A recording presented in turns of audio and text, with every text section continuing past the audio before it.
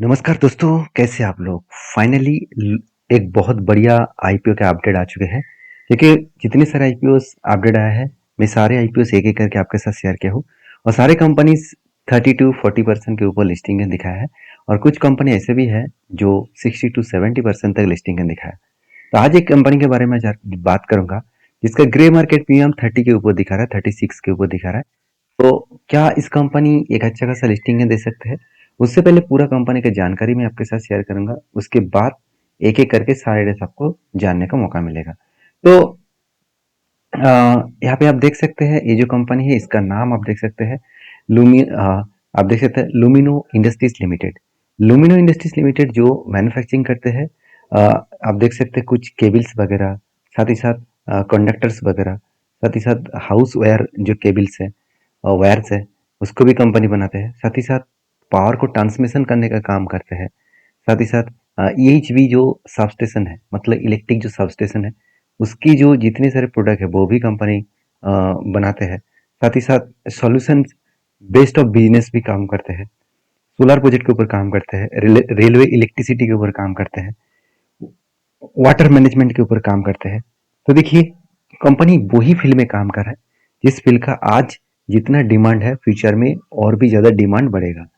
तो कंपनी के segment wise company बहुत स्ट्रांग है और सबसे इंपॉर्टेंस है, कंपनी ज्यादा से ज्यादा सरकारी कंपनी के ऊपर काम कर रहा है। आप खुद ही देखिए, यहाँ पे देख सकते हैं WBSCTCL, WBSCDCL, साथ ही साथ देखा जाए तो पावर ग्रिड, वोल्टास, बजाज, कुछ प्राइवेट कंपनी है जैसे वोल्टास है, बजाज है, गोदरेज है, एल है। तो इस तरीके से देखिए, बड़े से बड़े प्लेयर इसका क्लाइंट्स है। के हो गया, एनसीसी हो गया, टाटा हो गया। तो इस तरीके से लंबा सा लिस्ट मिलेगा, मतलब इसका क्लाइंट बेस बहुत स्ट्रांग है।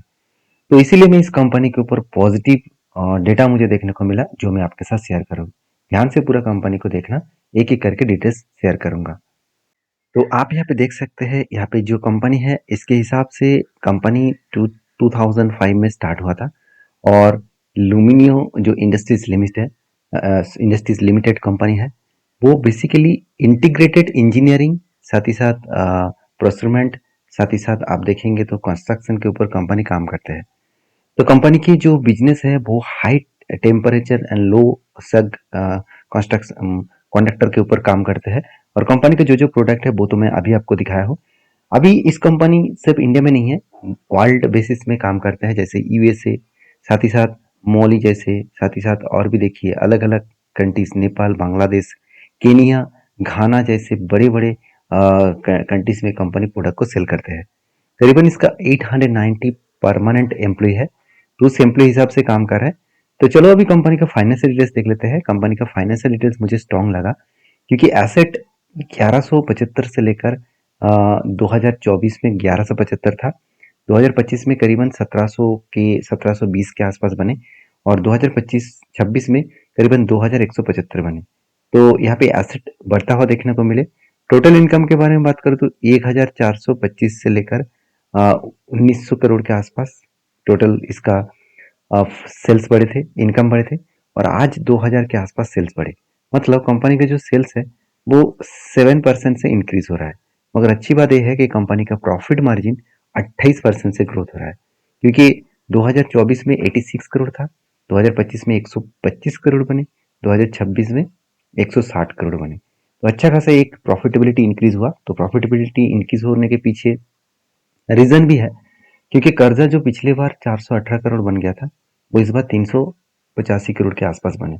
तो इसका मतलब कर्जा कम हुआ, तो इसलिए शायद कंपनी का प्रॉफिट मार्जिन बढ़े। तो अभी और एक पॉइंट्स देखने के बाद ही आपको पता चलेगा कि कंपनी का कितना स्ट्रेंथ है। तो आप यहाँ पे देख सकते हैं ROE एंड ROC, कंपनी का दोनों ही बेस्ट देखने को मिला, क्योंकि 24-25 के आसपास है। इसका मतलब कंपनी के ROC ROE में बहुत ज्यादा स्ट्रेंथ है। अभी एक बात ध्यान देना, कंपनी का जो कर्जा है वो 0.53 के आसपास है, मतलब कर्जा थोड़ा सा ज्यादा है। तो फिर भी कंपनी जिस तरीके से काम कर रहा है उस हिसाब से कर्जे मिटाने के लिए क्या कंपनी इस आईपीओ लेके आ रहा है, चलो वो भी देख लेंगे। उससे पहले देखिए, कंपनी का ईबिटा मार्जिन उतना स्ट्रांग नहीं है, पेट मार्जिन भी उतना स्ट्रांग नहीं है, तो कुछ वीकनेस पॉइंट तो है ही। तो कंपनी की सबसे बड़ी बात है जो अर्निंग पर शेयर है वो 6.57 के आसपास है, मतलब अर्निंग पर शेयर उतना खास देखने को नहीं मिला, मगर वैल्यूएशन बहुत सस्ता है, इस बात मुझे स्ट्रांग लगा। तो चलो अभी देख लेते हैं कि कंपनी इस फील्ड में जो काम कर रहा है उस फील्ड में बाकी कंपनीज का क्या हाल है। देखिए बाकी कंपनी से कंपैरिजन करूँ तो बाकी जितने सारे कंपनी जैसे अपर इंडस्ट्रीज है, साथ ही साथ आप देख सकते हैं बिजल प्रोजेक्ट है, साथ ही साथ कल्पतरु है, केईसी है, केईआई है। ये सारे कंपनीज का अर्निंग पर शेयर देखें तो बहुत स्ट्रांग है। इसमें यहाँ पे जो लुमियन इंडस्ट्रीज है इसका इसका जो अर्निंग पर शेयर है बहुत कम है। और एक बात अच्छा लगा कि कंपनी बाकी कंपनीज के कंपैरिजन में वैल्यूएशन बहुत कम रखता है, क्योंकि बाकी कंपनीज का अगर एवरेज किया जाए तो करीबन 30 to 40% के आसपास देखने को मिलेगा, जहाँ पे इस कंपनी का जो टोटल डेटा है उस डेटा को देखें तो कंपनी एक स्ट्रांग देखने को मिला है। तो चलो अभी बाकी पॉइंट्स देख लेते हैं कि इस आईपीओ ले आने का कंपनी का मेन मकसद क्या है। देखिए सबसे बड़ी बात है, मुझे बेस्ट पॉइंट लगा कंपनी की जो आईपीओ ले आने का मेन मकसद है खुद की जो कर्जा, खुद की जो कर्जा है 337 करोड़, वो कर्जे के मिटाने के लिए यूज करेगा। तो एक्चुअली कर्जा कितना था, अगर देखा जाए तो 384, मतलब इस कर्जे से अगर 330 करोड़, सॉरी 37 करोड़ अगर कर्जा मिटा दिया जाए तो कंपनी की कर्जा जीरो हो जाएगा, तो कंपनी का प्रॉफिटेबिलिटी नेक्स्ट ईयर बढ़ जाएगा। तो गुड पॉइंट्स है जिस पॉइंट्स के कारण शायद कंपनी के ऊपर सारे लोग इंटरेस्ट दिखा रहा है। तो साथ ही साथ कुछ कैपिटल एक्सपेंडिचर के लिए 15 करोड़ यूज करेगा। तो अभी आईपीओ के सारे डिटेल्स तो हम लोगों ने देख लिए। अभी इस फील्ड में जितने सारे कंपनी पहले से लिस्टिंग है, क्या वो भी अच्छा खासा परफॉर्मेंस दिया? आप ध्यान देना, सारे कंपनी जब लिस्टिंग दिखाया तो एक कंपनी ने उतना खास रिसेंटली जो लिस्टिंग हुआ, एसएमई जो कंपनी है उसका खास लिस्टिंग देखने को नहीं मिला। मगर जो मेन बोर्ड आईपीओ था, जो आप देख सकते हैं laser power and infra limited, जो मेन बोर्ड आईपीओ था, तो वो एक बहुत शानदार परफॉर्मेंस किया, करीबन 22%।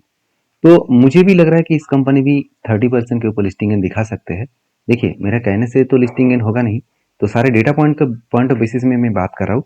तो क्योंकि कंपनी की एक लॉट खरीदारी करने के लिए आपको 14,924 रुपीज देना पड़ेगा। तो मेरे हिसाब से ये पैसा मतलब एक लॉट के लिए है। अभी ज़्यादा लॉट 13 लॉट तक आप यहाँ पे इन्वेस्टमेंट कर सकते हैं। तो ये देखिए इस आईपी का जो डेट है 27 तारीख इसका आईपी डेट है स्टार्टिंग, 31 अगस्त इसका लास्ट डेट है, और अलॉटमेंट डेट है 1 तारीख, और आपको 2 तारीख में पता चलेगा कब आपको रिफंड मिलेगा, और लिस्टिंग डेट है 3 तारीख। तो ये सारे डेट्स मैं आपके साथ शेयर किया। अभी एक बात को ध्यान देना कि यहाँ पे टोटल जो इशू साइज है वो करीबन 700 करोड़, मतलब 700 करोड़ वो मार्केट से उठाने वाला है। उनमें से 500 करोड़ बिजनेस में इन्वेस्ट होगा और 200 करोड़ वो कंपनी के जेब में जाएगा। तो ज़्यादा से ज़्यादा पॉइंट्स कंपनी के पॉजिटिव देखने को मिला, तो इसीलिए मैं इस कंपनी के ऊपर पॉजिटिव व्यू रख रहा हूँ। क्योंकि इस कंपनी का ग्रे मार्केट प्रीमियम भी दिखा रहा है, जब से स्टार्ट हुआ, जब से इसका ग्रे मार्केट प्रीमियम शुरू हुआ 21 तारीख से लेकर आज तक 26 तारीख जब मैं वीडियो बना रहा हूँ, तब तक कंपनी का 56% ही दिखा रहा है। 56, 59, 63 इसी रेंज के अंदर है, मतलब 50 के ऊपर दिखा रहा है। तो ये भी एक अच्छा खासा लिस्टिंग इन होने का चांसेस दिखा सकते हैं। बाकी मैं हमेशा बोलता हूँ कि किसी भी कंपनी को काम करने से पहले एक बार रिसर्च करना, और हाँ लास्ट डे एक बार ग्रे मार्केट पे हम देखना, कंपनी के ऊपर सब्सक्रिप्शन देखना, उसके बाद डिसीजन लेना।